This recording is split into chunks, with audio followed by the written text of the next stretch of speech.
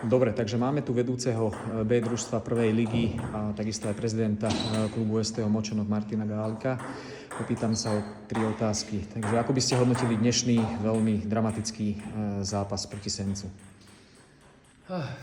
Ťažko sa hľadajú slova, lebo toľko zápasov, čo sme odehrali, 3-2 boj, v podstate vyše 3-hodinný zápas.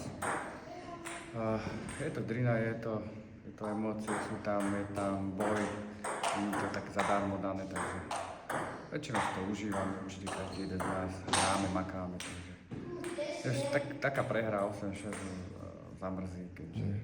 Takisto sme spozorovali, že aj ráno ste mali veľmi tesný boj, malo to vypadať skôr k tej výhre a zase tam boli tie 3-2 zápasy, ako by ste to hodnotili, lebo v poslednej dobe... Rány zápas proti Bytranom sme viedli 7-4 a posledné 3 zápasy sme prehrali 3-2 a tiež tam bolo, že v 5. sete 11-9, 12 sa niečo takéto proste. Jasné loptičky, proste tam rozhodovalo jaká jedna lopta, jedno šťastie. Boli tam aj mečboli. Aj mečboli tam boli, jedno rozhodnutie proste, tak sa hovorí nesprávne. A taký je šport, no. Nevadí však... Že veríte, že to Močenok zlomí túto ako keby kliatbu, alebo neviem, jak to nazvať už? A ja si myslím, že si pojeme takto ďalej, ak ideme, tak ešte máme 4 zápasy v podstate na jeseň, takže určite sa to zlomí a potom sú odvety, takže veríme to. Takže ako prebiehajú prípravy? Prípravy, trénujeme každý deň, kedy môže dojde. Či v posilke, či za stolom, alebo nejako také, alebo hocičo.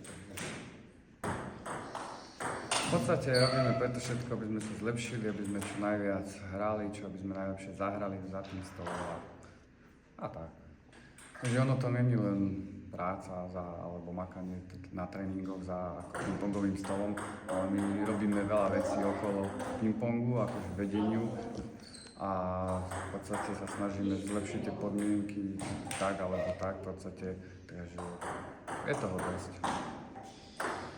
V podstate teraz máme rozbehnuté nejaké projekty, máme tam podané tie projekty, tak dúfam, že nám niečo z toho vyjde, keď je to práca s mládežou, takže dúfam, že sa nám to podarí, že budeme úspešní v tých projektoch alebo v niektorom projekte. Dobre, ďakujem veľmi pekne za rozhovor. Ďakujem aj ja.